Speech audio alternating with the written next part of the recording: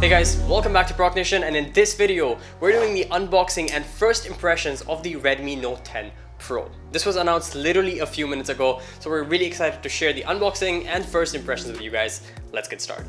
The unboxing itself is pretty straightforward. You've got the newly designed phone right there in the front. Redmi Note 10 Pro looks very similar to the Mi 10T Pro with that camera module because it does carry forward a 108 megapixel sensor. So this phone does come equipped with a 108 megapixel sensor. Inside the box you get the SIM card ejector tool. You obviously have the instruction manual as well as a clear case. It's a little bit foamy, but that's what you get for the box itself. Looking at the label of the phone itself, that gives you pretty much the main information on here. You have the 108 megapixel quad camera with the tele macro lens, the same one you found on the Mi 11. Absolutely love that lens. You also have a 120Hz refresh rate AMOLED display, 6.67 inch with dot display, also dual speakers. It also comes equipped with the Qualcomm Snapdragon 732G, which is a gaming oriented processor, 33 watts fast charging with a 5020 milliamp hour battery. Apart from that, inside the box you also get the charger adapter brick for it, as well as a Type-C to Type-A USB cable.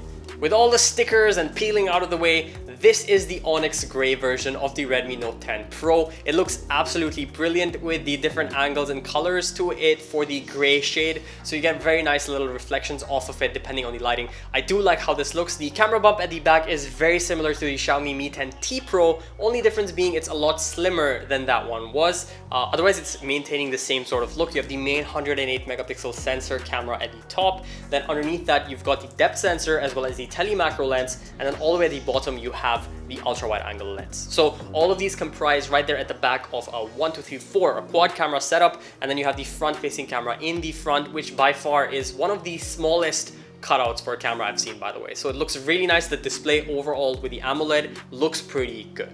Now when it comes to the phone itself, what you do get at the bottom is a Type-C input, bottom facing speakers. On the right side you have the fingerprint built into the power button. Absolutely love this type of fingerprint sensor as opposed to an under display fingerprint sensor. I'm not a huge fan of that. It's a lot quicker and faster, and it unlocks the device very quickly. I'm very happy with the speed on this as well. Apart from that, you have the volume rockers on the right side. At the top, you have a headphone jack, so you can connect headphones to this. Also top-facing speakers, because this is a dual speaker system, and an IR blaster as well. In terms of the build quality, it is built pretty well. You've got Corning Gorilla Glass 5 on the front, and it comes with its pre-installed screen protector as well, so you don't have to worry about scratches right off the bat when you take it out of the box.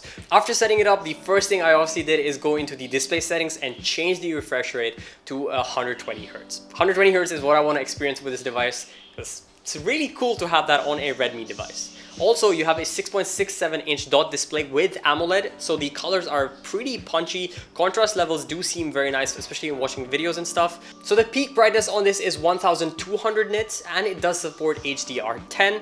6.67 inch display, so the display is pretty nice for most media consumption. It's on a bigger side of the phone, like obviously you can tell it's a bigger smartphone than most. Contrast levels are really great as well, and I do like overall the punchiness and colors to it. It does look like a very nice display for a Redmi device. So whatever footage you're seeing is literally shot within like 30 to 45 minutes of testing. So the image comparison and all that will be done later, but here are some of the image samples. Right off the bat, they look pretty nice, pretty decent, even in lower light situations. We're gonna test this out further in the full review, so make sure you check that out.